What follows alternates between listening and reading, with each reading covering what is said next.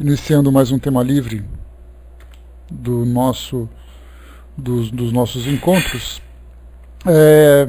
Bom, eu trouxe para vocês aqui então mais uma daquelas coletâneas de mensagens para a gente fazer uma análise, né, uma reflexão, seguindo exatamente aquela orientação que Kardec transmitiu lá no Livro dos Médiuns, quando ele dizia assim que é importante que nos grupos que não tenham equipe de médiuns, para que façam uma comunicação com os espíritos, né, principalmente comunicações instrutivas, que nós então utilizemos comunicações recebidas por outros grupos para analisarmos tudo aquilo que tem, né, de informação do mundo espiritual, de mensagens, né, reflexivas, também a própria forma como o espírito se comunica, né, na sua linguagem, no seu conhecimento, nos seus sentimentos também, que é muito importante.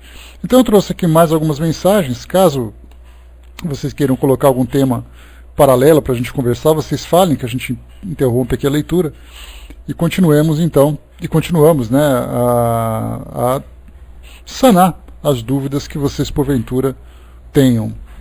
Então eu separei aqui, né, mais algumas daquelas que a gente leu no mês passado, né, que por incrível que pareça dá a impressão de que foram apenas 2 semanas que nós lemos aquelas mensagens, já faz quase um mês. Então, recomeçando aqui, essa mensagem ela foi recebida no dia 10 de dezembro de 2004, né, naquela época em que eu estava bastante ativo nessas comunicações. E aí, então, lembrando, né, que a origem dessas mensagens é da Comunhão Espírita de Brasília, e uma médium da minha família que recebeu no trabalho de desenvolvimento mediúnico, né? Então, nesses trabalhos, como a gente já conversou, é muito natural que os espíritos se comuniquem aleatoriamente, sem uma tendência específica para orientação ou para auxílio, né? São espíritos em geral que se manifestam muito mais para poder fazer com que os médiuns experimentem a experiência da mediunidade, né, que se aflora, que começa a ser coordenada, que começa a ser controlada, dominada, né, de modo geral, pelo médium. Então, naquela equipe, vários médiums recebiam mensagens diferentes, experimentavam, né, as várias faculdades que possuíam, desde a psicofonia, da psicografia, da vidência, da audiência, da própria da sensibilidade mediúnica propriamente dita, né, onde o médium troca sensações com os espíritos. Então, durante aquela reunião, no momento propício, né, onde todos se concentram, todos se encontram em silêncio, todos atentos para aquilo que os espíritos podem oferecer, é quando eles conseguem, de fato, fazer uma leitura daquilo que eles podem vivenciar dentro desse campo mediúnico. E aí, dentro daquela concentração, naquele silêncio, naquela condição propícia para isso, então cada médium começa a vivenciar essas experiências, né? Então aqui, essa mensagem de 2004, o Espírito diz assim para nós, né? Agora a gente vai ler na sequência, mesmo que sejam aquelas que nós consideremos um pouco genéricas, mas a gente lê assim mesmo, faz o comentário, porque é importante, porque ontem mesmo nós vimos isso, estudando o Livro dos Médiuns, quando os Espíritos disseram que nós temos que aprender a valorizar todas as comunicações que chegam, reconhecendo a disposição do espírito de se comunicar naquele grupo, a experiência que ele tem para transmitir, e não simplesmente valorizar, né, o drama que eles acabam vivendo, ou mesmo a assinatura que eles colocam na mensagem, para a gente poder dizer, né, que uma pessoa famosa, uma pessoa importante se comunicou.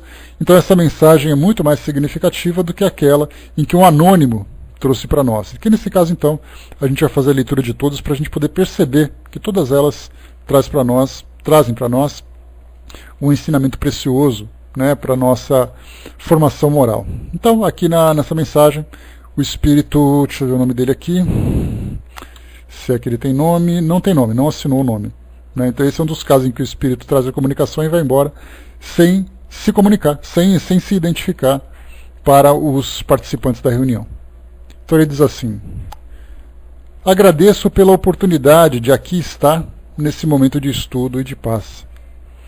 Agradeço pelas lágrimas que já derrubei, pois com elas aprendi a ser mais sensível e amoroso. Agradeço pelo sofrimento por que passei, pois graças a ele pude subir mais um degrau na escala evolutiva. Agradeço pelo corpo saudável e perfeito que recebi da última vez, que me permitiu agir com toda a plenitude de minhas forças e vontade. Agradeço pelas experiências amargas e sofridas que fizeram de mim uma pessoa melhor. Agradeço pelo sol que brilha e nos aquece, trazendo-nos ânimo e coragem. Agradeço pela lua calma e amiga, a nos transmitir sua paz e tranquilidade. Enfim, amigos, há muito a agradecer. Sempre, sempre agradecer, jamais reclamar do que quer que seja. Temos hoje, como em todos os tempos, os instrumentos necessários para o nosso melhor aprendizado. Deus nunca nos deixou desamparados, mesmo quando nos julgávamos sós. Ele e seus bons anjos sempre velaram por nós. Agradeço também a vocês por me ouvirem com tamanho interesse e paciência. Esses minutos com vocês foram muito agradáveis. A todos uma boa noite e que o espírito do Natal se faça presente em todos os dias do ano que chega. E não se esqueçam, agradecer sempre. Aqui vimos um espírito que demonstra, um grande equilíbrio e uma consciência muito grande daquilo que viveu quando se encontrava encarnado e daquilo que vive no mundo espiritual. Certamente, Isis, um espírito muito poético, nas suas colocações. Mas o conteúdo, o peso da sua mensagem é exatamente aquela de um espírito que reconheceu tudo aquilo que viveu e o tanto que cresceu. Mas, de um modo geral, os espíritos que chegam no plano espiritual, numa condição de desorientação, numa condição de muito sofrimento, o agradecimento é a última palavra, é o último gesto, é a última expressão que passa em suas mentes, porque, na verdade, é tanta angústia que acabam vivendo que não reconhecem tudo aquilo que tiveram. Então, quando nós lemos uma mensagem como essa, bom dia pessoal que chegou, quando nós lemos uma mensagem como essa, é importante que nós também valorizemos aquilo que nós temos, porque a dor que nós vivemos é uma dor momentânea. As experiências difíceis são experiências que nós vivemos naquele momento, mas nós, como espíritos imortais que somos, temos que reconhecer que cada etapa da nossa vida é um impulso que nós recebemos para avançarmos na nossa escala evolutiva. Então esse espírito trouxe para nós tantas e tantas lições, trouxe para nós uma forma, envolta na embalagem da poesia, mas uma forma muito profunda de reconhecermos tudo aquilo que a vida pode nos oferecer e tudo aquilo que o futuro ainda nos aguarda. Flávio lembrou, bom dia, cada dia, cada novo dia é uma nova estrada, chance renovada de recomeçar.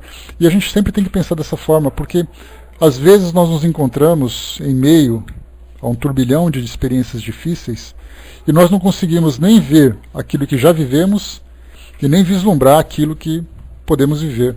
É apenas um momento, e o momento difícil acaba nos cegando. Mas quando nós começamos a virar os nossos olhos para o futuro que nos aguarda, para o mundo espiritual, nós temos ali uma experiência completamente diferente, uma forma completamente de lidar com essas dificuldades. O Dudu colocou uma pergunta lá em cima, a mediunidade não é só nós espíritas. A gente vê que o evangélico tem a sua revelação, o católico com certeza trabalha isso, porque quando eu estudava nos salesianos eu ficava vendo através das janelas eles invocando almas, e alguns padres recebiam esse espírito que chegava. E olha que isso faz bastante tempo, eu era um garoto de 12 anos. Por que todos esses irmãos, mesmo recebendo essas revelações, essas almas que chegam através de padres, não conseguem ainda entender e mostrar que existe o outro lado da vida e acabam achando que isso é coisa do diabo, E a igreja sempre se escondendo atrás do que eles já sabem. Na verdade, Dudu, bom dia pessoal que chegou. Na verdade, Dudu, reconhecer que existe o outro lado da vida, todos reconhecem. A grande diferença é que alguns analisam a partir da educação que tiveram. Quando nós falamos de educação, nós falamos da educação espiritual, porque você chega, como Kardec coloca para nós no Livro dos Espíritos, os Espíritos, na verdade, colocam para Kardec, dizendo que as leis morais, ou essa consciência do mundo espiritual, da nossa condição de espíritos imortais, é algo que se encontra na nossa mente, na nossa consciência. Não é algo que alguém precisa te dizer que você é um espírito imortal. Você já nasce com esse pressentimento, ou com esse entendimento, ainda que seja assim um pouco um pouco nebuloso, né, por falta de clareza de vermos o mundo espiritual, de termos lembrança daquilo que aconteceu. Só que quando se fala em educação espiritual é quando nós começamos a participar de uma determinada escola religiosa. E aí começam a transmitir os seus dogmas, começam a transmitir as suas práticas, começam a transmitir os seus rituais, e então nós somos educados naquela linha. Então, de um modo geral, quando se fala do outro lado da vida, todas as religiões, como Kardec coloca na introdução do Livro dos Espíritos, ele fala que o Espiritismo é uma cadeira, né, ou seja, é uma matéria da grande universidade espiritualista. Então, quando nós falamos espiritualista ou espiritualismo, nós podemos classificar todas as religiões. Porque espiritualismo significa que você acredita na existência do espírito. O contrário do materialismo, do espiritualismo é exatamente o materialismo, né? Aquela crença apenas na existência da matéria. Então todas as religiões acreditam no mundo espiritual. Só que cada uma acredita do seu jeito. Então quando você fala assim, acreditar do lado de lá, todas elas acreditam. Agora, se você pode se comunicar com ela, se essa comunicação é positiva ou não, vai depender exatamente da coragem que essas escolas têm para explorar esse novo mundo, porque a gente fala coragem, porque o oposto da coragem é a covardia, o medo. Né? Então, quando você tem esse medo, o medo do dogma, o medo do fantasioso, isso durante muito tempo foi assim. Então, eles analisam dessa forma, e quando eles falam sobre essas comunicações, os próprios evangélicos também falam com o mundo espiritual. Só que eles falam em nome do Espírito Santo, eles falam em nome de um anjo, eles falam em nome de Jesus.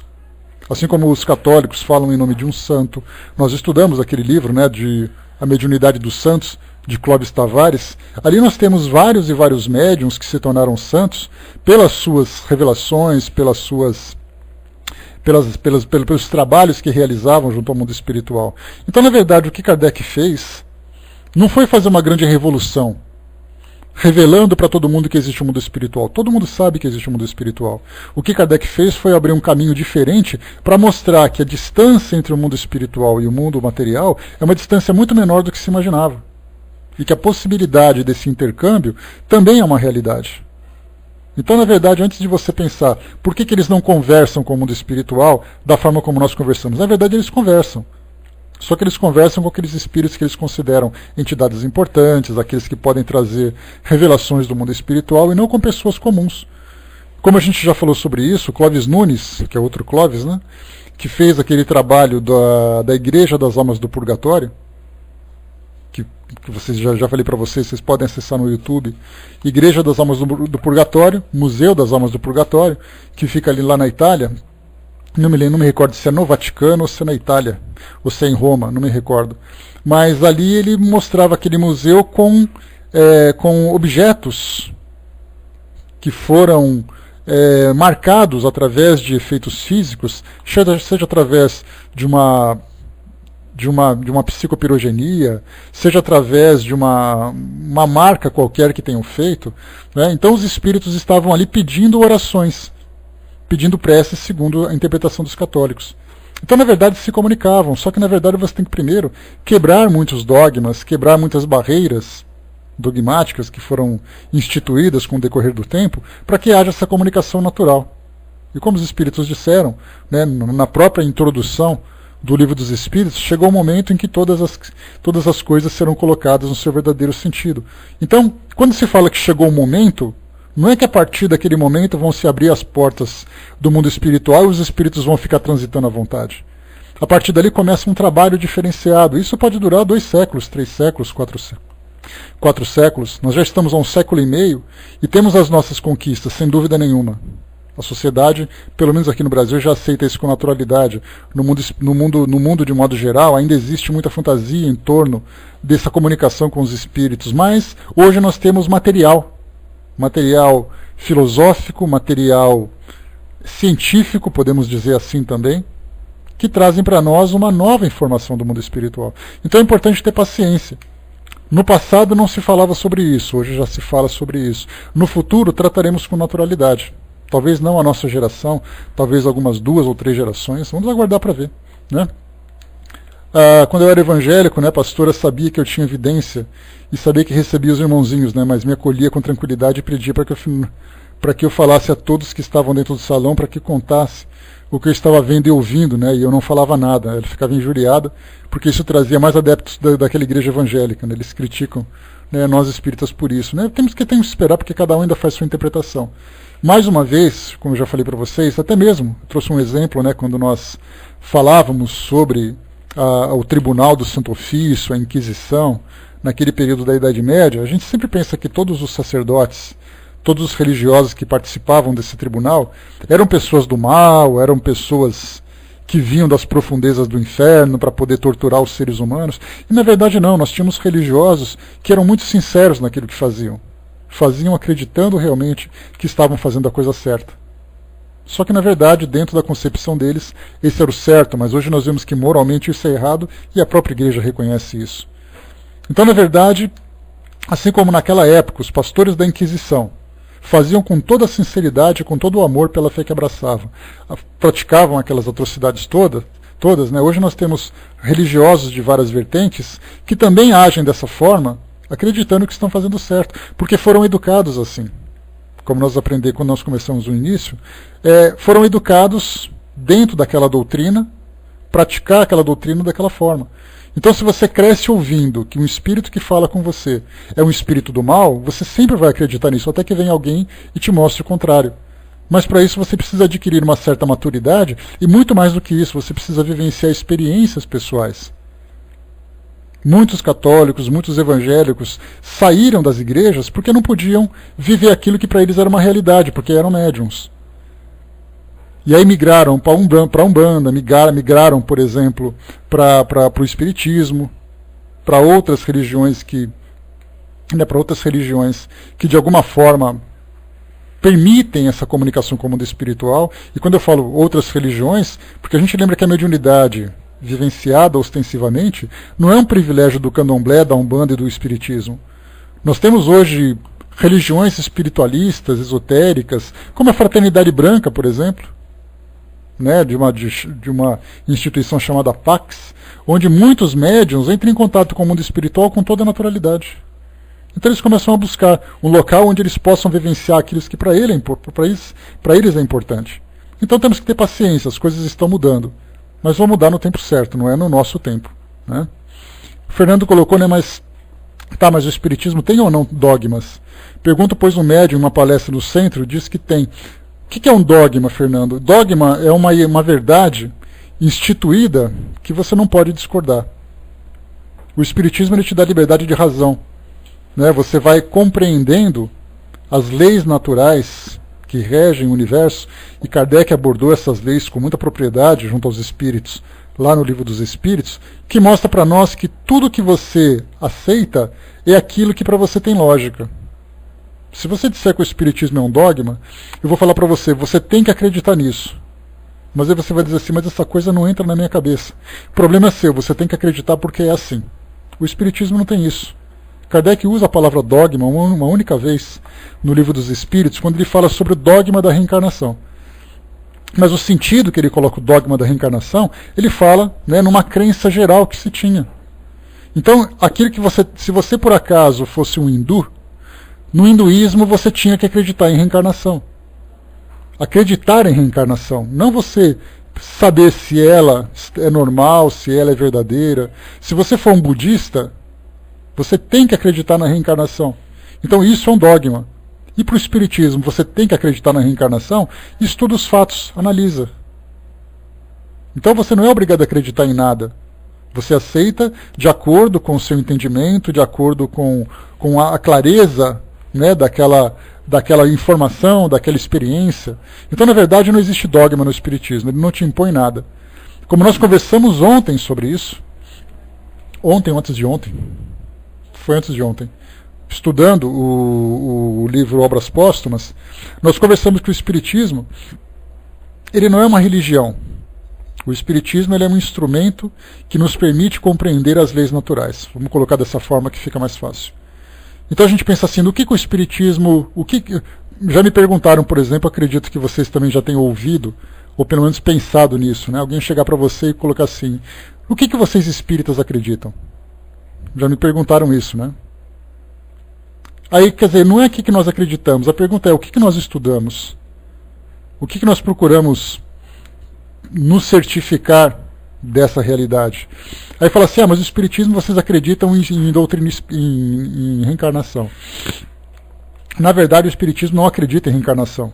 Ele estuda a reencarnação que existe há muito tempo. Os gregos, como nós já conversamos, falavam sobre isso. Os budistas, há 6 séculos antes de Cristo, já falavam sobre a reencarnação. E aí fala daqui reencarnação, fala dali reencarnação. Vieram os espíritos falar sobre a reencarnação, vamos estudar sobre a reencarnação.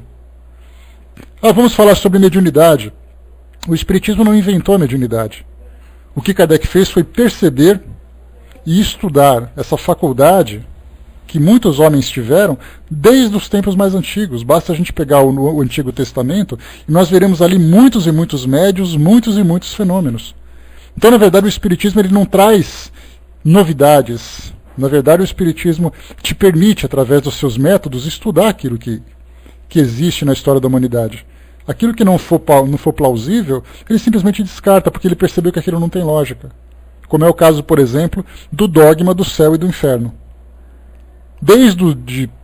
Há muito tempo, os gregos já falavam sobre o Hades, os mesopotâmios já falavam sobre isso através dos sumérios. Cada religião tinha aquela ideia de que os homens bons iam para um lugar bom e os homens maus iam para um lugar mau. É a ideia do dualismo, né? Naquele conflito. Né? Pois é, esse negócio do Espiritismo é tradicional, né, Cindizinho? Então, esse dualismo que existe, né, que o bem ao contrário do mal, o claro ao contrário do escuro, o yin e o yang, né, são aquelas dualidades que existem. Então, se acreditava durante muito tempo na existência do céu e do inferno. Se acreditava durante muito tempo na ideia dos anjos e demônios. Mas aí Kardec começou, através das informações que recebia, começou a estudar. Não que ele negava, não existe de fato. Embora ele fosse de origem católica e tivesse estudado com Pestalozzi, que tinha uma formação presbiteriana, né, na Suíça, né? Lembrando que os presbiterianos nada mais eram do que os calvinistas, que participavam da reforma religiosa lá no século XVI. Então Kardec tinha ali 2 orientações religiosas diferentes que ele vivenciou. Só que o que ele aprendeu com Pestalozzi utilize a lógica. Não era uma formação religiosa que ele recebia, era uma formação científica, uma formação filosófica. E aí então, quando ele começou a se deparar com essas ideias, ele começou a questionar. O inferno sempre foi falado aqui no mundo ocidental, mas ele existe de fato? Aí os espíritos começaram a se chegar e a falar, olha, eu estou sofrendo por isso, estou sofrendo por aquilo, essa ideia do inferno não é verdadeira. E aí então ele começou a utilizar aquele método, que é exatamente ali o controle universal. O que é esse controle universal? Não é uma determinação, algo dizendo assim, o controle universal é definitivo.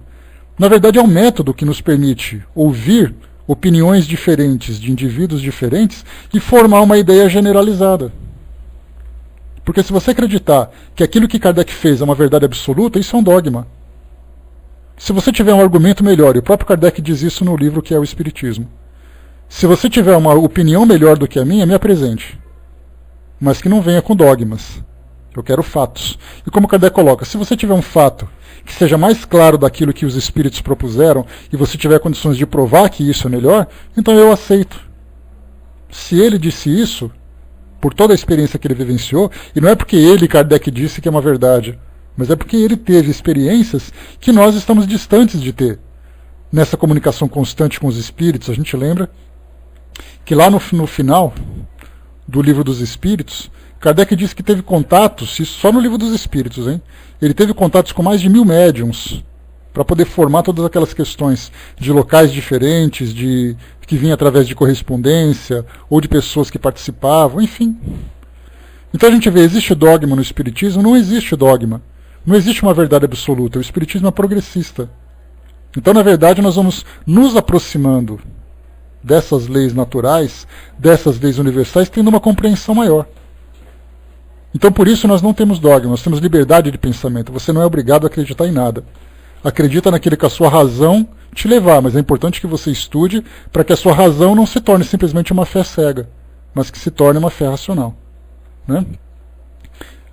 Wesley perguntou aí, vocês acreditam em Jesus? Mas você sabe o que acontece, Wesley?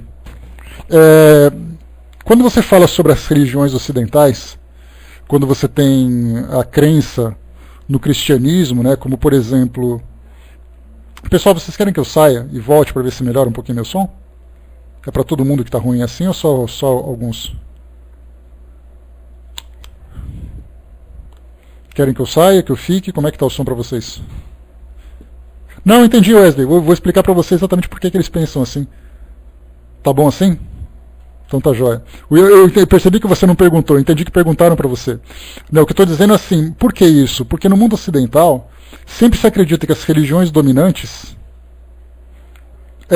são, né, na verdade, ou o cristianismo ou as igrejas evangélicas. E ali se fala em Jesus o tempo todo. E na verdade nós estudamos a comunicação com os espíritos. Então é natural que eles perguntam, vocês falam tanto de espíritos, vocês falam tanto de Allan Kardec, e Jesus, vocês falam dele, vocês acreditam nele? Eu já contei aqui na sala uma certa vez que eu conversava com um católico, que entrou exatamente numa sala espírita que tinha lá no UOL, numa sala de bate-papo, que foi exatamente de lá que eu acabei conhecendo aqui o Paul Talk. Então assim, nas salas espíritas lá eram abertas, todo mundo entrava e fazia o que quisesse. Você não tinha batom, você não tinha expulsão, não tinha moderador, era assim a casa da mãe Joana, né? E aí então esse católico nós começamos a conversar. E ele perguntou isso para mim também, mas vocês acreditam em Jesus? Sim, nós acreditamos. Ah, mas o Jesus de vocês não é igual ao nosso. O Jesus que eu acredito é muito diferente disso. Aí você pensa assim, quer dizer que... Aí de imediato me veio aquela imagem que eu já passei, né? Aquele corredor polonês, católicos, evangélicos, espíritas, umbandistas, ortodoxos, sei lá o quê, Jesus passando no meio e cada um puxando a barba, puxa a roupa, porque ele é meu, porque não é seu, porque é isso, porque é aquilo. Então cada um puxa para ele como se ele tivesse... Jesus não era católico, Jesus não era evangélico, Jesus era judeu. E ele trouxe uma nova ideia, e fomos nós encarnados, nós seres humanos comuns, que criamos, que institucionalizamos a crença, as ideias que ele trouxe. E então surgiu o cristianismo, e a partir do século III, ali para 400 e pouco, nem cristão era, né? Como os próprios espíritos que também trouxeram a doutrina espírita, também não eram espíritas. Muitos eram católicos, muitos eram protestantes, outros eram filósofos. Né? Então a gente vê que aquele que cria, ele não é aquilo que ele criou.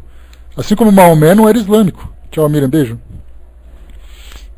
Né? Buda não era budista e assim vai. Então, na verdade, a gente vê que somos nós que criamos. Né? Armando colocou, né, espíritas que falam demais de Jesus e esquecem a parte filosófica e científica. Não, eu acho que o problema não é falar demais de Jesus, Armando. Eu acho que é falar demais da fé cega, naquela crença que foi falada. Porque você fala de Jesus, você fala de filosofia, você fala de ciência. Agora o problema é quando você fala demais na idolatria a Jesus, e não naquilo que ele trouxe de ensinamento. E esse é um problema. Né? Falar demais de Jesus nunca é demais, porque tudo aquilo que ele trouxe é verdadeiro para nós. Agora quando você fica falando da fé, da adoração, aí é um problema. Né? Porque a gente vê realmente isso, aquelas pessoas que muitas vezes tiveram vivências religiosas muito intensas das igrejas tradicionais do passado, quando chegam no espiritismo eles querem adorar. Isso é muito positivo, a gente lembra, né, que é positivo porque quando você fala em adoração, quando você fala em amor, tudo é válido. Né? Eu entendi o que você colocou. Né? Então tudo é válido. O problema é quando você acaba vivendo isso de uma forma muito cega. Mas a gente lembra sempre que é sempre positivo quando você faz o bem. Mas é muito mais produtivo quando você faz o bem de uma forma com conhecimento, com estudos. Né? Isso se torna mais produtivo, e realmente é assim. O Sérgio colocou, né, tem uma dúvida, se der para responder, né? Vírus tem espírito? Sérgio, tudo aquilo que é vivo tem um princípio espiritual. Tudo aquilo que é vivo. Tá? Então, tudo aquilo que... Porque nada que é inanimado, uma pedra, por exemplo, ela tem ali o seu campo magnético pela atração dos elementos que a compõem e tudo mais. Mas quando você fala em vida, o próprio conceito de vida já é algo muito problemático. A ciência tem dificuldade para tratar, a religião trata do seu jeito, a filosofia tem dificuldade. O que é a vida exatamente? Para alguns, a vida, o ser vivo é aquele que se alimenta, nasce, se alimenta, se desenvolve, se reproduz e morre.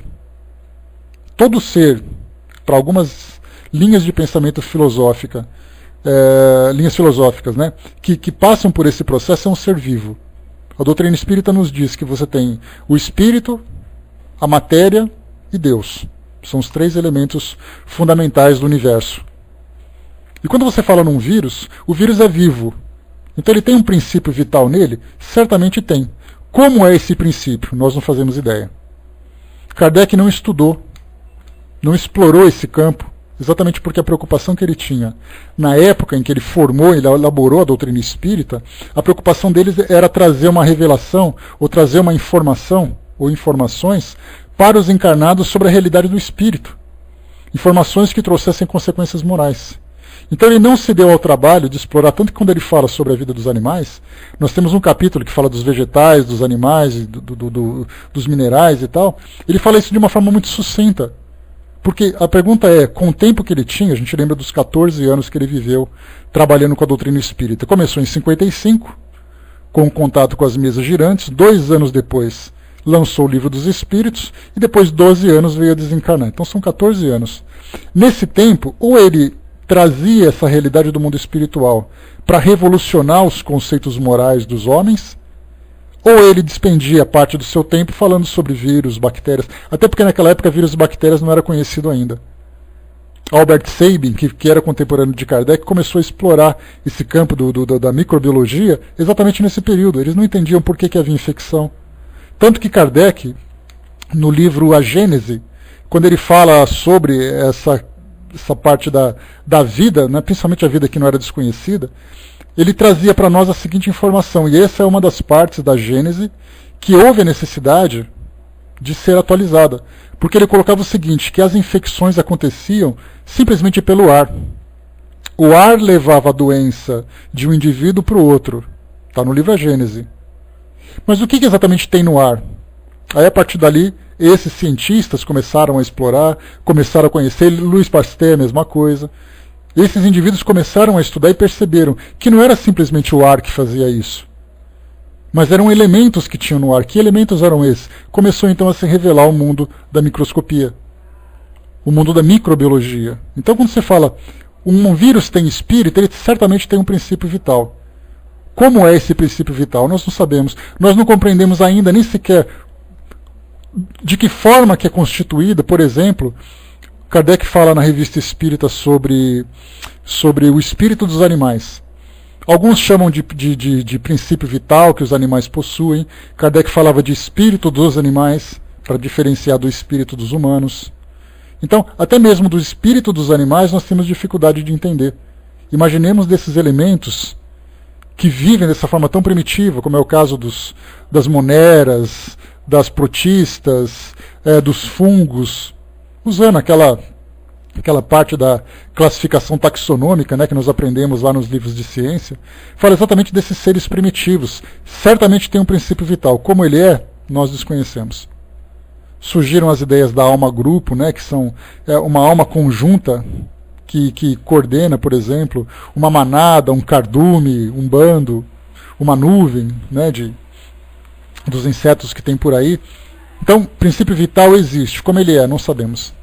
E se alguém souber, por favor, me conte, que eu estou ansioso de curiosidade. Que mais aqui, né? O Braço colocou, né, no mundo das bactérias que trabalha mais a evolução. A ameba, um elefante, teve essa viagem, né? De que forma que acontece essa evolução? A gente não sabe também, Braço. Quer dizer, então, que você foi um pé de alface nas suas encarnações anteriores? Qual é o princípio vital que se encontra presente num vegetal, numa planta? Nós não sabemos também. Então, como existe essa elaboração desse processo todo? Não conhecemos. Tem gente que foi beterraba, né? Tem gente que foi, sei lá. Mas vamos lá. Mais alguma coisa, pessoal, com relação a esses temas? Nessa parte dos mundos primitivos, dos mundos inferiores, nós ainda temos muita coisa para descobrir, para entender, nem para descobrir, para entender. Porque nós temos ali as nossas ideias. Nós percebemos, por exemplo, que muitos dos estudiosos que nós encontramos na doutrina espírita, que tratam desse tema, que principalmente são zootecnistas, são veterinários, são biólogos, que procuram compreender esse campo do mundo animal, o que é muito natural, né? Nós vivemos numa época, nesses últimos anos, em que a relação do homem com os animais de estimação se tornou muito intensa.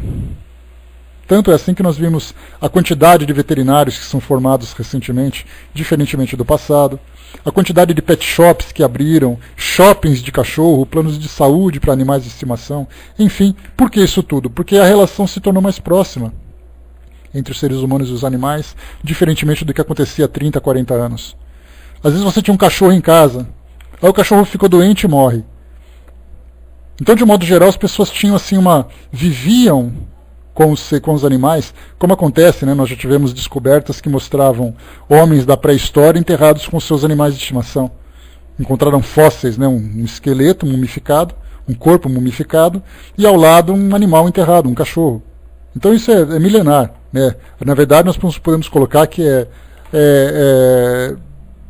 centenas de anos, centenas de milhares de anos, né, nós tivemos assim. Até perfil o cachorro tem hoje no Facebook, né? Cachorro usa lenço de escoteiro, aquela coisa toda que a gente já viu, né? Então, o que acontece isso que nós temos hoje? Essa relação íntima que nós temos fez com que nós nos interessássemos mais. Exatamente porque já não é mais uma relação simplesmente doméstica, é uma relação afetiva.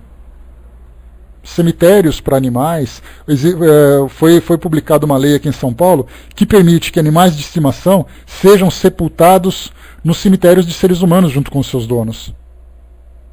Antes não, antes você deixava no veterinário o corpo do seu animal e o veterinário dava um destino na prefeitura para poder fazer a cremação e tudo mais. Então hoje existe uma lei em São Paulo que permite isso. Seu cachorrinho pode ser sepultado com você. No passado não podia. Animal, cemitério de animais, seres humanos nos seres humanos. Então o que acontece com isso? Por que esse raciocínio todo? Porque até mesmo dentro da doutrina espírita despertou-se um interesse também em conhecer esse aspecto dos animais, o aspecto espiritual. Só que todas as informações que chegaram para nós até agora são informações que foram publicadas, sejam nos livros publicados por Kardec, Revista Espírita, o Livro dos Espíritos e tudo mais. No livro A Gênese também tem informação, como outros estudiosos, como Gabriel Delane, que fala sobre a alma dos animais. Depois vieram as obras de Chico Xavier, que trouxeram também informações dos animais. Então nós fomos pegando todas essas informações publicadas e não conseguimos chegar num consenso, porque um fala uma coisa, outro fala outra. Então todos os estudiosos que nós temos hoje trazem informações baseadas nessas publicações. Nós não tivemos uma metodologia científica como Kardec teve para juntar aquele grupo de espíritos e vamos conversar sobre os animais. Tudo aquilo que foi passado de um modo superficial ou a partir da perspectiva de um ou outro espírito. Na Revista Espírita, Kardec fala, por exemplo, sobre os elementais. Quem são os elementais? Dentro do mundo fantasioso que nós temos hoje, do mundo esotérico, são as fadas, os gnomos e tudo mais. Kardec entrevistou na Revista Espírita o espírito das flores, que era um espírito que se colocava na condição de um guardião das flores. Como é que a gente vai entender isso agora? Se já é complicado entender vírus e bactérias, de repente me aparece ali entre aspas, né, um gnomo. Quem são esses elementos? Quem são esses seres? Então esse mundo primitivo para nós é ainda um grande mistério. É como se nós estivéssemos na época das grandes navegações, na Idade Média, em que as caravelas, né, saíam rasgando os oceanos, descobrindo novos continentes. Então ótimo, descobrimos os continentes. Mas o que existe embaixo do oceano? Ninguém parou para poder explorar lá embaixo. Então nós estamos estudando, com dificuldades ainda, o mundo espiritual, onde nós seres humanos vivemos, e de repente percebemos que embaixo, né, no sentido do oceano, nós temos ali um universo não explorado, que é exatamente esse universo primitivo. Tem um livro que dizia que Francisco de Assis, não era um livro espírita, era um livro que falava sobre a biografia de Francisco de Assis, que dizia que ele conversava com as pedras. Aí alguém vai coçar a orelha e vai falar assim, então esse cara é pirado, porque ele falava com as pedras. Quais são os elementos, além da matéria, que existe num mineral? Que energias são essas? Por que ele fazia isso? Se é que isso é verdade. Então a gente vê que tem tanta coisa para se explorar, para poder compreender esse novo universo, para poder separar aquilo que é uma fantasia, que é realidade, mas sem o método que Kardec utilizou, de parar e se dedicar exclusivamente a explorar esse campo, conversando com espíritos que têm grande conhecimento, espíritos que têm informações concretas para passar para nós vamos continuar ainda no campo das especulações. Então aquilo que é verdade e o que é mentira, como é que fica? O Armando colocou lá em cima, né? Você não vê também como comercialismo a relação com os animais? É lei de oferta e procura, né, Armando? Bom trabalho, Filomena. Beijo, até a próxima. É a lei de oferta e procura. Se você tem aquele monte de gente que começa a se importar com o cachorro, você tem pessoas que, eu não vou dizer que se aproveitam, que exploram, mas se você deseja, né? Armando caiu e voltou. Mas se você deseja comprar uma roupinha bonitinha para o seu cachorro, e eu sei fazer roupinha de cachorro, então eu vou criar uma loja que faz roupinha de cachorro. Se você gosta de deixar seu cachorro bonito e cheiroso, eu vou criar uma pet shop que trata de um salão de beleza para os animais. Então, certamente, a lei de oferta e procura é uma forma, e certamente essas pessoas também que abrem essas instituições, essas empresas, são pessoas que têm muito carinho pelos animais. Você não vai fazer uma coisa que você não gosta. Se você adora, não gosta de animal, sente aquela aversão, né, de chegar e um animal encostar em você e te morder. Você vai abrir uma pet shop? Obviamente que não. Então nós temos pessoas que gostam. Então, na verdade, essa ideia do empreendedorismo que nós temos na nossa sociedade, que faz parte da própria evolução do ser humano, explora esse campo, né, de oferecer. Que nós podemos dizer assim, mas por que farmacêutica? Por que o Hermes abriu uma farmácia? É porque ele queria ganhar dinheiro? Não, é porque ele gostava do assunto, né? E naturalmente ele esperava que o negócio fosse bem sucedido. A mesma coisa acontece com todos hoje. Aqui em São Paulo nós temos 3 hospitais especializados para animais, hospitais públicos. Então a gente vê hoje, nós temos deputado, né, tem o Trípoli, que é um deputado aqui de São Paulo, que ele, o projeto dele, né, o plano de ação dele gira em torno da proteção dos animais. E ele foi um dos mais votados aqui em São Paulo, deputado federal. Então ele criava lei para a proteção dos animais, criava leis para a saúde dos animais e tudo mais. Então faz parte, né, dessa ideia. Como eu falei para vocês, a lei da oferta e da procura é aquilo que impera, né? Pois é, fraterna, às vezes é mais fácil ser atendido em alguns hospitais para animais do que para a gente, né? A gente tem passado um problema sério aqui em São Paulo. O Brás colocou, né, nesse estágio, né, da forma pré-humana, vai encarnar em mundos inferiores para voltar para outro já com a forma humana a trabalhar. Olha, Brás, é um raciocínio. Eu não vou dizer para você que está certo ou que está errado, porque nós não temos informações sobre isso. De que forma que os animais evoluem para chegar na condição humana? Kardec fala sobre isso, eu fiz até um estudo sobre esse tema. Depois eu posso passar para você os textos, né, pegando vários estudiosos que falavam sobre isso. Leon Denis, Gabriel Delany, Kardec, André Luiz. Fui pegando assim vários, independente daquela ideia de preconceito, de dizer assim, eu não quero isso, mas eu quero outro. Eu fui pegando tudo. Valeu, Dudu. E fui formando ali uma linha de raciocínio. E cada um foi trazendo para nós uma ideia a respeito dessa evolução. Agora, onde ela acontece, como ela acontece, quanto tempo ela leva, não sabemos ainda. Não adianta a gente querer explorar, porque não temos informações concretas sobre isso. Informação concreta dentro da doutrina espírita para a gente compreender é: a mediunidade é uma realidade? Sim, é uma realidade porque ela já foi comprovada através dos estudos, e Kardec trouxe isso com muito cuidado lá no Livro dos Médiuns, no comecinho, para poder explicar por que nós acreditamos na mediunidade. Aí percebemos que não é você acreditar, é você estudar aquilo que é real. Então temos vários tipos de verdades que nós abraçamos e nos sustentamos nelas, enquanto que outras são duvidosas. Então, de repente, a gente vê debates, não, porque você não estudou, porque o livro tal falou tal coisa. Tá, e esse livro tal se baseou em quê? Não peguemos o nome de quem fez. Vamos estudar qual foi exatamente a base para que ele pudesse comprovar de fato aquilo que ele trouxe. Então, tudo aquilo que é duvidoso é um campo aberto para exploração. E se a gente souber lidar com essas diferenças que nós temos, né, muito mais a fraternidade do que a intelectualidade, como a gente sempre fala, certamente todos podemos crescer juntos. Né?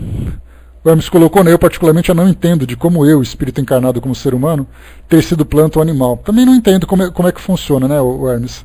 Nós sabemos que o espírito teve a sua origem. O espírito na condição humana teve a sua origem num determinado momento. E como Kardec sempre coloca, você não atravessou de um ambiente para outro, você era um ser primitivo e depois você simplesmente mudou de cômodo de uma casa e você se tornou humano. É um processo lento. como ele sempre fala, é como se é assim, aquele momento da virada, do dia para a noite, em que o crepúsculo começa a se formar, o céu começa a mudar de cor, então é uma mudança gradual. Eu cheguei a fazer um estudo, só para a gente poder concluir esse raciocínio, eu fiz um estudo sobre essa parte da evolução dos princípios inteligentes ou dos espíritos animais para os seres humanos. Como é que isso aconteceu? Kardec colocava, dentro do entendimento que ele tinha na época, nós falamos isso na década de 60 do século XIX, ele colocava para nós assim, se o som ficar muito ruim, me avisem, tá, pessoal? Então o que ele dizia? Que havia possibilidade, ele coloca isso de uma forma bem clara, havia possibilidade de um espírito humano encarnar no corpo de um macaco, porque as ideias darwinistas, Darwin, que era contemporâneo de Kardec, lançou A Evolução das Espécies, se não me engano, em 1859, 2 anos depois do Livro dos Espíritos. Então era uma ideia muito presente naquela época, não era uma coisa que ficava restrita. Então Kardec já falava assim, que os macacos são os seres mais evoluídos do reino animal, porque eles têm maior semelhança com o homem, já que Darwin trouxe a ideia de que o homem é uma evolução do macaco. E aí vieram, desde a excomunhão dele, né, porque ele era da igreja anglicana, ele foi excomungado da igreja porque ele passou a acreditar no evolucionismo e não simplesmente no criacionismo, como a Bíblia dizia. Então, que o homem evolui do macaco. Então Kardec dizia, é possível, né, que um espírito humano tenha reencarnado no corpo de um macaco para ajudar na evolução daquele corpo, para fazer com que novos corpos nasçam, formados com perispíritos mais evoluídos, para atingir a condição humana. Foi o que ele colocou naquela época. Só que depois de Kardec começaram a vir as descobertas arqueológicas, onde nós começamos a encontrar hominídeos, Homo erectus, Homo sapiens, homem de Neandertal, e vimos então aquela mistura entre animais e humanos. E nós percebemos então que a ciência hoje, a antropologia, a biologia, a arqueologia, procura encontrar o tal do elo perdido. O que é o elo perdido? É aquele ponto de conexão entre o reino animal e o reino hominal. Então, quando começaram a descobrir esses hominídeos, nós começamos a perceber que se havia aqueles indivíduos que eram mais evoluídos do que os primatas e eram menos evoluídos do que humanos, nós começamos a perceber classes intermediárias. Então não existe, dentro desse raciocínio, um elo perdido. Nós encontramos um processo evolutivo em que esses indivíduos começaram a evoluir. E por que nós não encontramos mais isso? Exatamente porque o nosso mundo, naquele tempo, era um mundo primitivo. Kardec faz aquela classificação. Mundo primitivo, mundo de provas e expiações, mundo de regeneração, o mundo dos espíritos puros, dos espíritos felizes, todos aqueles mundos que ele vai falando. Então, nesse processo dos mundos primitivos, era exatamente a nossa condição. E naquele mundo primitivo, né, perdeu o som, pessoal? Vamos aguardar um pouquinho. Só um instantinho. Voltou? Todos me ouvem? Beleza, então. Então, naquela fase dos mundos primitivos, nós encontrávamos então esses hominídeos, como a ciência fala para nós hoje. Quem são os hominídeos? Nem animal, nem homem. Se nós encontramos os hominídeos nessas várias fases, desde aquele hominídeo de mais de 1 milhão de anos, segundo a ciência, o homem na condição atual, biológica atual, ele existe há mais ou menos 200 mil anos. Isso é a ciência que diz pelos seus estudos. Então, entre esses 200 mil anos no passado e 1 milhão, 2 milhões, 5 milhões de anos atrás, nós encontramos ali várias espécies de hominídeos que foram mostrando desde aquela evolução primitiva até chegar na condição mais próxima do homem. O homem de Neandertal, por exemplo, ele é um ser que é primo dos seres humanos. Se nós pegássemos uma árvore genealógica, os seres humanos seguiram por um ramo, enquanto que o homem de Neandertal seguiu por outro. E ele acabou sendo extinto. Exatamente por essa questão da seleção natural. Senão nós teríamos 2 espécies, como se fosse um cachorro poodle e um cachorro bulldog. Nós teríamos 2 espécies de seres nessa condição mais evoluída. E isso foi testado geneticamente. Então a gente vê que nessa lacuna entre aqueles primeiros hominídeos e até a condição humana, nós tivemos vários grupos, e o perispírito e os princípios espirituais também passaram por esse processo. Então nós não vamos encontrar assim o elo perdido, mas vamos encontrar um processo que estava perdido, que começa a se revelar hoje. E nós podemos chegar, beijo, Dafa, e nós podemos chegar a essa conclusão estudando a doutrina. Agora, se você disser assim, olha, eu não acredito nisso porque o livro A Gênese fala tal coisa. O livro A Gênese trata de um conhecimento científico do século XIX. Nós estamos no século XXI. Aquilo que nós conhecíamos, Kardec, para vocês terem uma ideia, um outro ponto da ciência da época. Não é que Kardec estava errado. Kardec trouxe para nós um ponto de vista científico da época e esse ponto de vista já se transformou. Kardec dizia, por exemplo, que se um cometa viesse em direção à Terra, não aconteceria nada, porque nada mais era do que uma bola de vapor que transitava pelo céu. Hoje nós sabemos que os cometas possuem um núcleo sólido, e que se chocasse com a Terra seria uma catástrofe. Mas Kardec dizia, sem problema, se passar aqui um cometa, ele vai passar sobre a Terra e a gente só vai sentir um friozinho. A ciência mais avançada que Kardec conhecia era o telégrafo, era o barco a vapor. Ele não conhecia sequer a lei da aerodinâmica, que veio no começo, no final do século XIX, com os estudos dos irmãos Wright, com os estudos de Santos Dumont. Então a gente vê quanta coisa mudou de lá para cá. Aquela parte da microbiologia. Ele não conhecia o Paul Talk, não é não, Hermes? Então tudo evolui. Como Kardec coloca, tudo que a ciência trazer para nós de novidade, o Espiritismo acompanha. Ele não é fechado em dogmas. E isso diz respeito a questões científicas e diz respeito também a questões espirituais. Porque ele trouxe a base. E ele dizia que as gerações futuras, cabia às gerações futuras aprofundar e desenvolver esse conhecimento que foi trazido naquele tempo, naquele período. Então a gente vê quanta coisa tem para se fazer ainda. Né? O que mais que nós podemos falar? Então, tudo isso para a gente dar aquela volta toda para responder para o Sérgio. Né? O vírus tem espírito? Tem aquele princípio espiritual, princípio vital, que a gente nem compreende ainda. Porque quando você fala em princípio vital, qual é exatamente a escala evolutiva? Existe aquele que é um princípio espiritual maior e menor? Existem outros nomes, a gente nem tem nome para dar para isso. E Kardec mesmo, né, era um neologista, ele criava termos novos para uma nova ciência. Que energia é essa? É uma energia vital, fraterna, já que ele é vivo.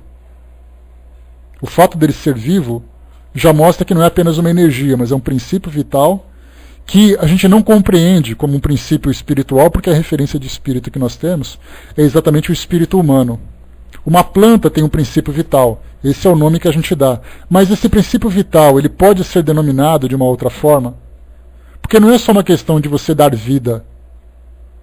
É uma questão de reprodução, é uma questão de crescimento, é uma questão de até de, podemos dizer, instinto. Para quem já fez naquelas aulas de ciência, aquela experiência com o feijão numa caixinha fechada, e tem um buraquinho do lado, a gente vê que o feijão vai buscar a luz. E isso não é simplesmente um princípio vital que faz isso. Existe algo mais que faz com que esse instinto, ou se quiser um princípio instintivo, como quiser, chegue a essa mesma situação. Então existe muita coisa para a gente explorar ainda desse mundo que, para nós, é um grande mistério. É o fundo do oceano que nós nem sequer nos damos conta. Né?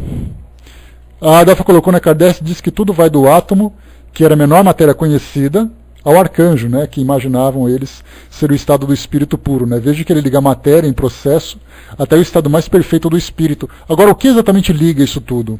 Esse é o grande enigma que nós temos que entender. Kardec perguntando, o Hermes perguntou, um bom estudo é perguntar, o espírito é fluido ou matéria? Você sabe, Hermes, que nós temos um estudo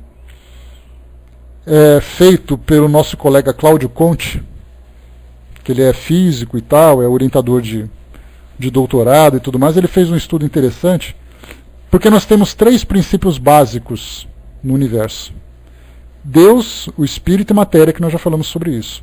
São princípios básicos. Mas quais são as diversas ou infinitas variações de matéria que nós desconhecemos? O espírito é formado do que exatamente? é algo que para nós é uma incógnita. Se você pega o Livro dos Espíritos e pega essa questão 27 e responde, quer dizer então que uma ideia tão complexa como essa, o que é o espírito, você responde com uma frase? Isso é muito básico para nós. Ainda mais que os espíritos não podiam falar de questões profundas e complexas filosóficas para algo que estava sendo ainda gerado, né, naquele começo. Era ainda que estava sendo fecundado, sei lá. Então são informações básicas que deram para que a partir delas fossem evoluídas. Então nesse estudo do Cláudio Conte, ele falava exatamente nisso, que o espírito é formado também de um tipo de matéria. Porque você coloca o espírito como consciência, e naquela questão do Livro dos Espíritos é dito assim para nós, que ele é como se fosse uma flama. Essa flama nada mais é do que, né, uma chama. Então o espírito você pode entender como se fosse uma chama por falta de comparação. Os espíritos dizem isso. Tá, e essa chama é formada pelo quê? Do que você chama essa flama que fica... Então nós não exploramos também esse campo. As orientações que Kardec trouxe, a base da doutrina espírita, como o próprio nome diz, é a base. Se você conhece a base de um edifício, você não conhece o que existe no último andar. Principalmente se esse último andar se encontrar lá para o infinito. Né? Então tem muita coisa para a gente compreender também. Deixa eu ver aqui. O Brás colocou a mesma coisa que eu sempre falo, né, Brás? O espírito é matéria quinta-essenciada. O que é quinta-essenciada? Os gregos diziam que havia 4 essências no universo. Que era o fogo, a água, o ar e a terra. São 4 essências. Os gregos diziam isso antes de Cristo. Tchau, vai com Deus. Então agora nós temos a quinta essência. O que é essa quinta essência? É essa matéria desconhecida. Então falar que o espírito é quinta-essenciado é falar que o espírito é formado de alguma coisa desconhecida. Mais um problema que a gente tem. A Angelina colocou, né? Pode ser um tipo de matéria sutil? Provavelmente sim. Agora, o que significa matéria sutil? Quais são os graus de matéria sutil? Descobriram agora o bóson de Higgs? Ou aquilo que poderia sugerir a existência do bóson de Higgs? Que esse seria talvez o menor fragmento da matéria descoberta pelo homem. Quer dizer que parou por aqui? Será que existe algo mais além? A Dafa colocou, segundo os espíritos, a matéria primeira é a fonte de toda a matéria e coloca o perispírito na condição de matéria. Né? Espírito, matéria e Deus. Pois é, mas esse foi o estudo que eu comentei, Dafa. Que eu não estou dizendo para você se eu concordo ou não concordo. Eu li e estou reproduzindo. Que o espírito é formado por essa matéria, por um tipo de matéria. Porque o espírito, na verdade, nós falamos de um indivíduo que tem consciência. De um ser que tem consciência. Muito bem. Se você tira o perispírito dele, que é esse corpo fluídico, sobra alguma coisa. O que é essa alguma coisa? Chamá-la apenas de espírito, nós chamamos de espírito, na verdade, a personalidade. Mas e se por acaso nós tirarmos o perispírito e sobrar alguma coisa? Essa alguma coisa é alguma coisa. Mas o que ela é exatamente? A gente está começando a dar nó. Né? Assim como não sabemos o que é Deus. Exato. O que é Deus? Do que ele é formado? Será que Deus é constituído de alguma coisa? Ou é simplesmente uma ideia imaterial que fica rodando pelo universo? Nós não compreendemos também. Por isso que é mais fácil a gente imaginar Deus com aquela roupa branca, com aquela barbona, segurando aquele cajado. É muito mais fácil a gente ver Deus dessa forma. Ver um Deus materializado, um Deus personalizado, do que a gente imaginar um Deus simplesmente como uma consciência cósmica, como se diz esotericamente, sem entendermos exatamente o que significa tudo isso. Mas voltemos aqui para o nosso mundo, que é mais fácil. Olha só, Sérgio, a pergunta de um vírus virou para Deus, hein? Por isso que a gente fala, né, que do átomo ao arcanjo tudo se interage, né? Não sabemos o que é o espírito da mesma forma, a mesma complexidade. Vamos em frente. O que mais aqui que a gente pode falar? Temos mais aqui alguns minutinhos. Depois que cria sua individualidade, o espírito sai de todo princípio inteligente. Olha, Brasa, eu não entendi não. Deixa eu ver aqui. Depois que ele alcança a sua individualidade, né? Ele sai do princípio inteligente. Nós continuamos sendo princípios inteligentes, né? Só que mais evoluídos. Se nós imaginarmos que a nossa condição hoje é uma condição das mais inferiores na escala evolutiva, comparando com os espíritos que vivem no mundo material, até os espíritos que alcançaram a condição angelical, nós somos ainda espíritos no início E tudo aquilo que é início é princípio. Então nós somos assim espíritos principiantes? Talvez. Mas no momento em que existe a individualização, Brás, no reino animal, por exemplo, se é que isso acontece nesse reino, nós continuamos na dúvida. Como isso acontece? Como isso se dá?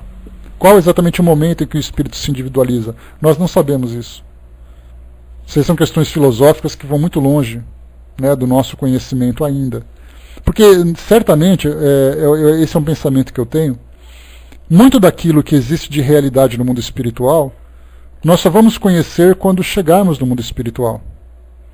Fazendo uma comparação com a vida acadêmica que nós temos hoje, você nunca vai fazer uma criança que está sendo alfabetizada e explicar para ela conceitos que você só vai encontrar num laboratório de uma universidade. Porque primeiro ela tem que ter uma bagagem intelectual maior do que ela tem para entender pelo menos os conceitos daquela experiência.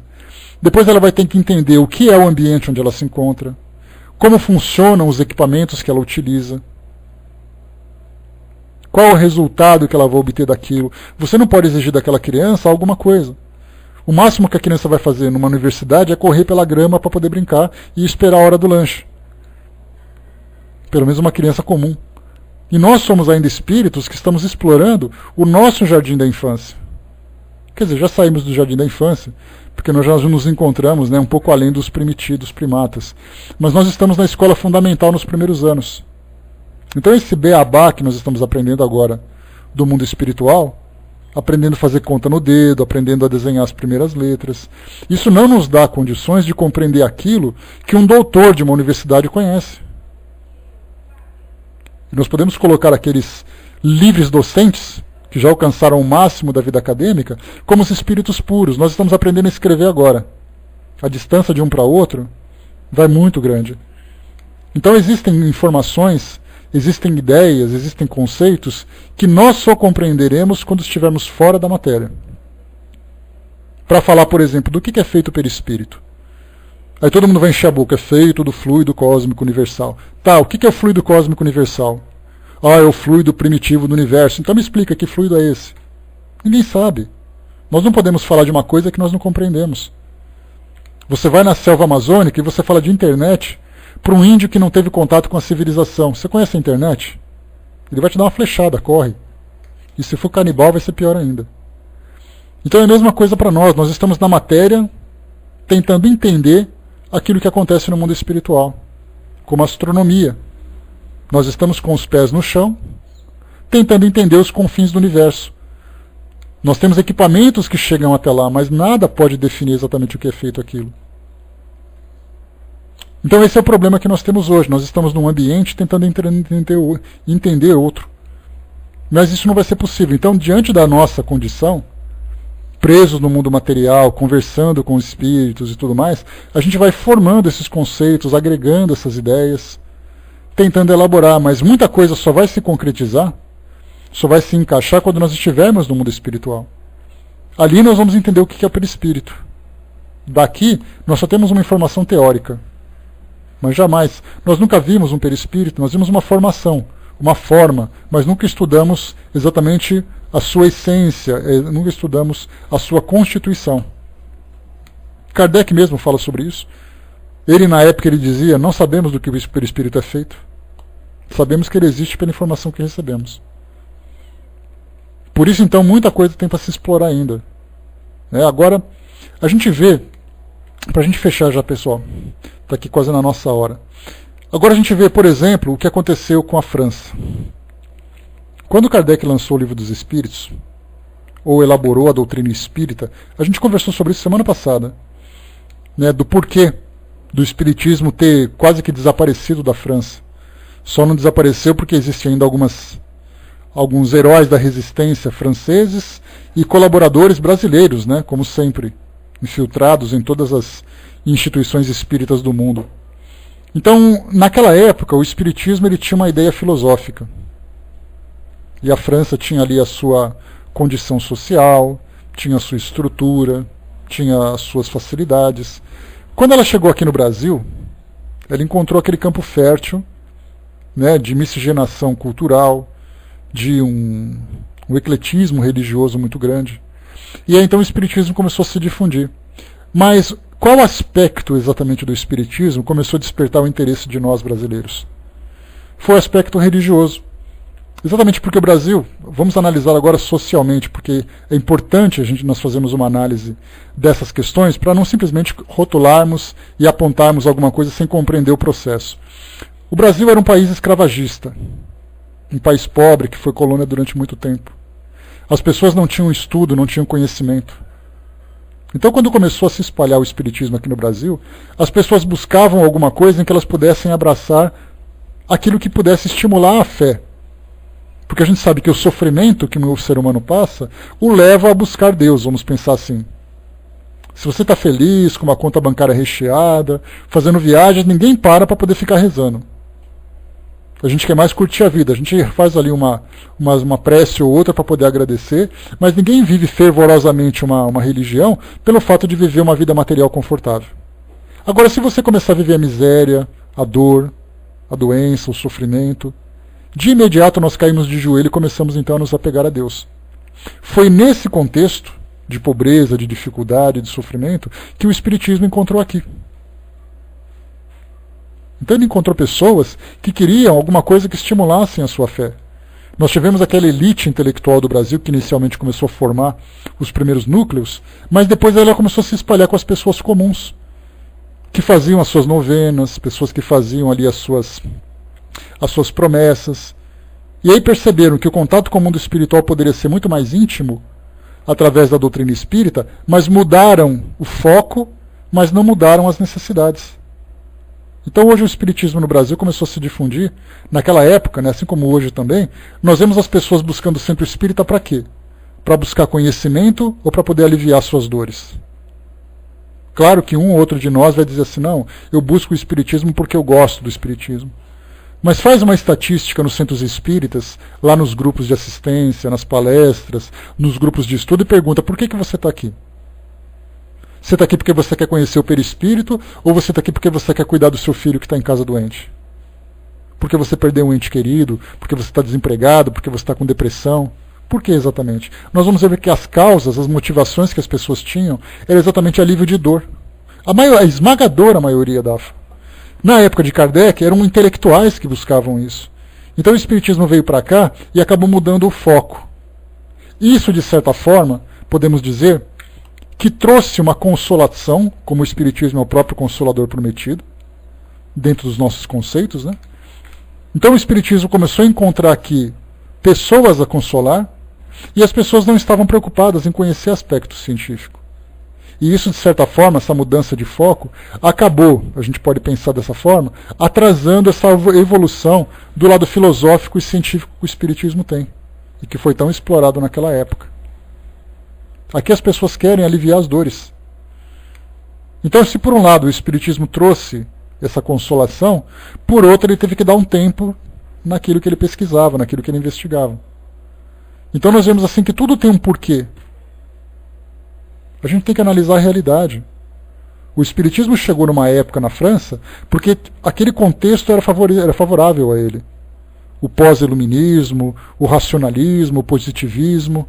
Quando chegou aqui no Brasil, encontrou aquele bando de gente querendo alimentar a sua fé, querendo fortalecer a sua crença, e foi nisso que as pessoas se apegavam. Então, se nós pudéssemos, dentro daqueles três aspectos, né, ciência, filosofia e religião, como diz Herculano Pires, ou ciência, filosofia e fé raciocinada, como dizem outros, se nós pudéssemos pegar o Espiritismo nesses três aspectos e separar em três indivíduos diferentes, que não é a Santíssima Trindade, pelo amor de Deus, que é Pai, Filho e Espírito Santo, mas pensemos assim, o Espiritismo em três aspectos, ciência, filosofia e essa fé raciocinada. Nós podemos imaginar que os brasileiros se apegaram muito mais àquele que é a parte religiosa e espiritual. E aqueles dois indivíduos que formavam a filosofia e religião ficaram assim, como eles não têm aquele orgulho para alimentar, eles falaram assim, olha, vai você e cuida deles que a gente espera a nossa vez. E alguns ou outros, né, uns grupos ou outros, não, eu não vejo abandonados, Dafa, mas uns grupos ou outros acabaram se interessando e se aproximaram para tentar explorar um pouquinho esses dois. Só que a gente pode pensar assim, você tem três guichês. O guichê da ciência tem ali meia dúzia de gato pingado. O da filosofia, que estuda um pouco mais a psicologia, já tem ali um tantinho mais. Mas a fila daqueles que buscam espiritualidade é aquela fila de INSS. É aquela fila de greve de ônibus. É enorme, porque nós buscamos esse aspecto. Na época de Kardec, pelos livros que a gente tem, a fila da filosofia e a fila da ciência eram filas significativas. Talvez os três caminhassem paralelos ali, né, os três no mesmo tamanho. Talvez a ciência um pouco maior, porque Kardec precisava daquele método para formar a base e tudo mais, né? Mas aqui no Brasil, a fila da parte espiritual religiosa é muito maior do que as outras filas. Agora a gente fala assim, então é culpa dos brasileiros que não estudaram. As nossas necessidades eram diferentes das necessidades dos franceses. Enquanto Kardec estava ali fazendo seus estudos e tudo mais, aqui no Brasil a gente estava dando chicotada em escravo. Dá para perceber a diferença? Da questão social, do nível moral, do nível intelectual? Basta a gente simplesmente pensar. Então o Espiritismo, ele não cresce por ele. Ele depende das circunstâncias, como o próprio Kardec disse para nós ontem, no livro, antes de ontem, no livro Obras Póstumas, que ele falava assim, a sua evolução, ou seja, o seu retardamento, ou o seu adiantamento das questões futuras, depende do ambiente onde ele se encontra, depende das pessoas, depende das circunstâncias. Tanto é assim que pouco tempo depois, o Espiritismo desapareceu da França. E por que desapareceu? Porque teve lá a Primeira Guerra Mundial, teve a Segunda Guerra Mundial. Quem quer ficar lendo o Livro dos Espíritos com bomba caindo na cabeça? A sua casa caiu, explodiu, você está passando fome, não, vamos fazer o Evangelho. Não é dessa forma. Cindizinha pergunta para a gente terminar. Mas essa busca pela espiritualidade, pela religiosidade que a doutrina oferece, não é necessária para o momento atual? Acredito que sim, Cindizinha. Os três, na verdade, né? Porque você busca essa parte espiritual, sustentada pela filosofia e pela religião, você forma aquele conjunto perfeito para você entender o lado espiritual, se fortalecer moralmente. Mas a gente vê hoje que esse aspecto da espiritualidade é quase como se fosse uma tábua de salvação para alguém que está se afogando.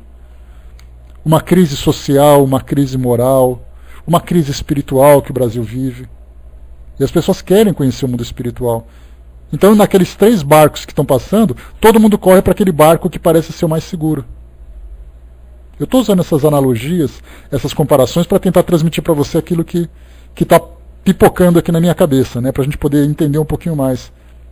Agora, e se o Espiritismo fosse para a Rússia? O que os russos buscariam hoje? Acontecesse ali uma revolução, uma mudança, aí o Espiritismo naturalmente fosse migrando para a Rússia, como aconteceu aqui no Brasil. O que os russos buscariam? O que os chineses buscariam? Cada um vai buscar aquilo que precisa. Né? Então vamos lá.